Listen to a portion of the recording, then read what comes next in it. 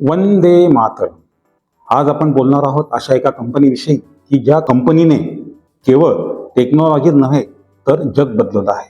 हो, ॲपल्स म्हणजे आयफोन्स बनवणारी कंपनी. येत्या 1 एप्रिल 2026 रोजी ॲपलच्या स्थापनेस बरोबर 50 वर्ष पूर्ण होत आहेत. कॅलिफोर्निया येथील एका गॅरेजमध्ये 1976 मध्ये ही कंपनी सुरू झाली. आता तिचे मार्केट कॅपिटल $3.7 ट्रिलियन आसपास आहे. मंडळी, बघा किती मोठी अचिव्हमेंट आहे. जगातील कोट्यावधी व्यक्तींच्या हातात आज ॲपल्स प्रॉडक्ट दिसतात. त्यामुळे सर्वात मोठ्या ज्या काही टेक्निकल कंपन्या आहेत जगातल्या, त्याच्यात पहिली किंवा दुसरं स्थान ॲपलला आज आहे. विशेष म्हणजे जगातील 180 पेक्षा जास्त देश असे आहेत की त्यांचा GDP ॲपलच्या आजच्या मार्केट कॅपिटलपेक्षा कमी आहे. यामध्ये फ्रान्स, इटली, ब्राझील यासारख्या देशांचा समावेश आहे. मित्रांनो, आज आपण ॲपलच्या वाटचालीवर एक नजर टाकणार आहोत. नमस्कार, मी संजय झेंडे. तुम्ही पाहतात ॲक्वेरियस इन्साइट्स हे यूट्यूब चॅनल. या चॅनलचं घोषवाक्य आहे फ्लो ऑफ इन्फॉर्मेशन. नाविन्यपूर्ण आणि दर्जेदार माहिती पोहोचवणारं चॅनल. ॲपल कंपनी आज 50च्या उंबरठ्यावर आहे. न्यूयॉर्कसह जगातील काही प्रमुख शहरांमध्ये ॲलिकिया केएस ही जी इंटरनॅशनल गायिका आहे तिच्यासोबत सेलिब्रेशन सुरू आहे.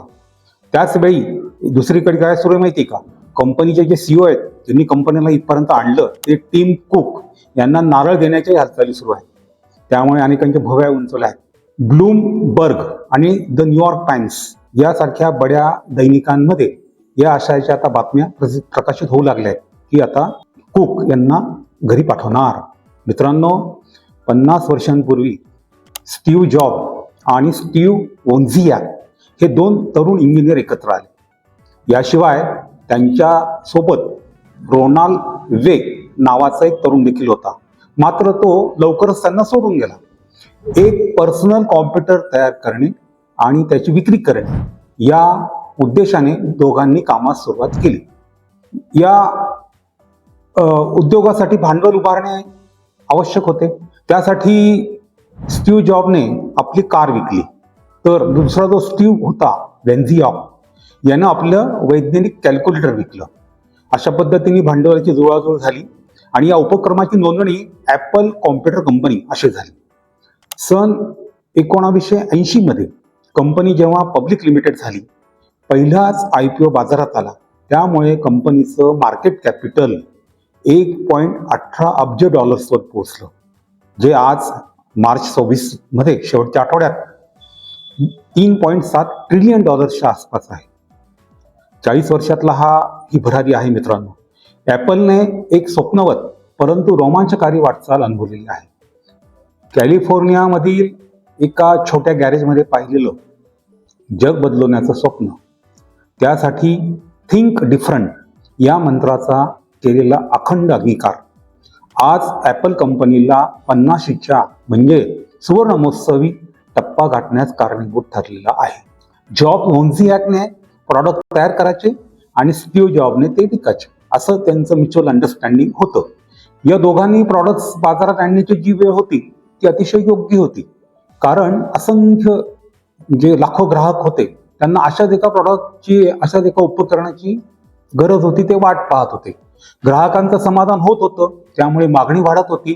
आणि ॲपलच्या बाबतीत आपण म्हणू शकतो की वाढता वाढता वाढे भेदिले शून्य मंडळ असे काहीसे झाले. मित्रांनो, 1976 मध्ये पहिला ॲपल वन हा हँडबिल्ट बाजारात आला.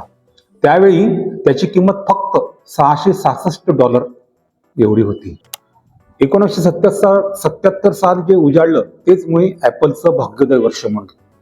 ॲपल बूम वर्ष अशी त्या 1977 या वर्षाची ओळख राहिली.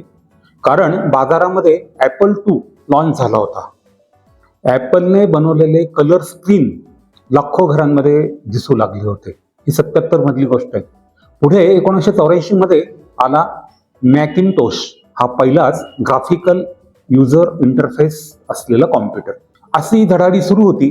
पुढे 1990च्या सुमारास कंपनीला अनेक समस्यांनी घेरलं. आर्थिक समस्या निर्माण झाल्या, डायरेक्टर बोर्डांमध्ये मतभेद झाले आणि कंपनीचा जो संस्थापक होता स्टीव्ह जॉब, यालाच बाहेरचा रस्ता दाखवण्यात आला. तो ॲपलच्या बाहेर पडला.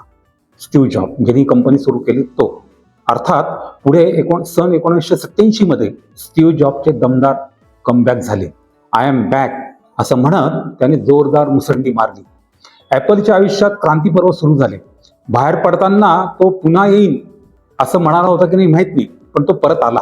त्याने पाहिलं, त्याने कंपनीचा ताबा घेतला आणि परिस्थिती बदलवली. हा इतिहास आहे मित्रांनो. ॲपलच्या विजय रथाची घोडदौड सुरू झाली स्टीव्ह जॉबच्या पुनरागमनामुळे. सन 2001 मध्ये आयपॉड आला. या प्रॉडक्टमुळे 1000 गाणी खिशात आली. संगीताची क्रांती अशी ओळख या प्रॉडक्ट्सला मिळाली. संगीत खरोखरच कानाशी आलं. सन 2007 मध्ये आयफोन्स आला. पुढे touch screen, internet iPod, Apple Watch, Air iPods असा सिलसिला सुरू राहिला. आता व्हिजन प्रो AI येतोय. थिंक डिफरंटचा माइंडसेट ॲपलला कुठपर्यंत नेतोय बघा मित्रांनो. पुढे एक टर्निंग पॉईंट आला. ॲपलला प्रीमियर ब्रँड अशी ओळख देणाऱ्या स्टीव्ह जॉब यांचं निधन झालं. दिनांक 5 ऑक्टोबर 2011 हा तो दिवस. वयाच्या 56व्या वर्षी स्टीव्ह जॉबने प्राण सोडले. टेक्नॉलॉजीचं युग निर्माण करणाऱ्या आणि ग्राहकाचं स्टेटस वाढवणाऱ्या एक व्यक्तिमत्व काळाच्या पडद्याआड गेलं. त्याच वर्षी टिम कुक, जे हल्लीचे CEO आहेत, यांनी कंपनीची धुरा खांद्यावर घेतली. Services, Apple music, iCloud, app store यावर त्यांनी फोकस करण्याचे ठरवले. हे त्यांचं धोरण सुरुवातीपासून राहिले टिम कुक यांचं. परिणामी आज ॲपलची कमाई फक्त हार्डवेअरपासून नव्हे तर सर्व्हिसेसमधून देखील प्रचंड प्रमाणामध्ये सुरू झालेली आहे. आज कंपनी 50च्या उंबरठ्यावर असताना टिम कुक कंपनीचे CEO आहे. ॲपल फक्त प्रॉडक्ट्स नाही तर एक इकोसिस्टीम आहे. ॲपल हे एक साम्राज्य आहे आणि या साम्राज्याचे अनभिक्षित सम्राट टिम कुक आहे.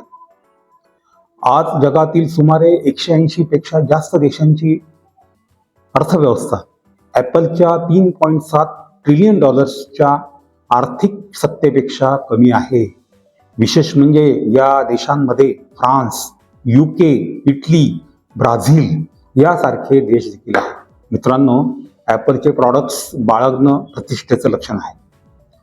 ते स्टेटस सिम्बॉल देखील आहे. ॲपलचे प्रॉडक्ट्स खरेदी करण्याचा विषय अनेकांच्या बकेट लिस्टमध्ये अग्रभागी असतो. ॲपलची ही कहाणी फक्त नंबर्सची नाही तर ती आहे क्रांतीची, धैर्याची आणि थिंक डिफरंटचा माइंडसेट असलेल्यांची. 13 मार्च 2026 रोजी न्यूयॉर्कमधील ॲपल ग्रँड सेंट्रल स्टोअर्समध्ये 50व्या वर्धापन दिनानिमित्ताने एका शानदार कार्यक्रमाचं आयोजन करण्यात आलं होतं. जागतिक कीर्तीची गायिका ॲलिसिका कीज हिने अतिशय बहारदार अशी 8 गाणी यावेळी सादर केली. तिची लिंक आम्ही दिली आहे, ती तुम्ही बघू शकता. ॲपलचे CEO टिम कुक यावेळी उपस्थित होते. ते म्हणाले, 50 years of changing the world and we are just getting started. बघा, हे वाक्य खूपच रोमांचकारी वाटतंय. तसंच ज्या स्पर्धक कंपन्या आहेत त्यांना धडकी बनवणारं देखील आहे. मित्रांनो, एक कंपनी गॅरेजमधून सुरू होते आणि आज ती जगातील सर्वात प्रभावशाली ब्रँड ठरली आहे. इनोव्हेशन, साधेपणा आणि वेगळे विचार करणं या पायावर ॲपल उभी दिसते. मित्रांनो, तुम्ही ॲपलचे फॅन आहात का? कमेंटमध्ये सांगा. तुमचं पहिलं ॲपलचं प्रॉडक्ट कोणतं होतं? ॲपलची सर्व्हिस तुम्हाला कशी वाटते? ॲपल प्रॉडक्ट्सचे कोणते वैशिष्ट्य तुम्हाला जास्त आवडतात? आणि नुकताच लॉन्च केलेला iPhone 17 ची किंमत कोणत्या देशामध्ये किती आहे याचा शोध तुम्ही घ्या आणि कमेंट्समध्ये सांगा. आणि अजून एक, ॲपल नाव देण्यामागचं कारण काय? त्याचा एक इतिहास आहे. तो मी मुद्दाम सांगितला नाही, तो तुम्ही शोधा आणि खाली कमेंट्समध्ये सांगा. आणि असंही सांगा, तुम्ही थिंक डिफरंट करता का हे पण सांगा. ॲपल 50शीत पदार्पण करत असताना सध्याचे CEO टिम कुक हे आज 65 वर्षांचे आहेत. नवीन CEOचा शोध सुरू झाल्याची चर्चा आहे. काही इंग्रजी न्यूजपेपर्समध्ये अशा आशयाच्या बातम्या प्रसिद्ध झालेल्या आहेत. आपल्या मतानुसार तुम्ही दादा अभ्यास करा, सर्च करा आणि सांगा ॲपलचे भावी CEO कोण असतील. कमेंट बॉक्समध्ये नक्की सांगा. अजून एक मित्रांनो, तुम्हाला सांगतो, ॲपलचे जे संस्थापक होते स्टीव्ह जॉब्स यांच्या बायोग्राफीचं नाव सांगतो. ते पुस्तक तुम्ही नक्की मिळवा आणि वाचा. त्यातलं एक वाक्य आहे, fun spirited and not intimidating. त्याचे लेखक आहेत वॉल्टर आय झॅक्सन. मराठी वाचकांसाठी डायमंड प्रकाशनाने या इंग्रजी पुस्तकाचे मराठीत भाषांतर देखील केलेलं आहे. ते पण प्रकाशित झालेलं आहे. तसंच मधुश्री प्रकाशनाने स्टीव्ह जॉब नावाने स्वतंत्र पुस्तकच काढलेलं आहे. मित्रांनो, ही स्टोरी आवडली असेल तर लाईक करा, सबस्क्राईब करा आणि बेल आयकॉन दाबा, जेणेकरून अशा मजेदार स्टोरीज मिस होणार नाहीत. धन्यवाद आणि थिंक डिफरंट.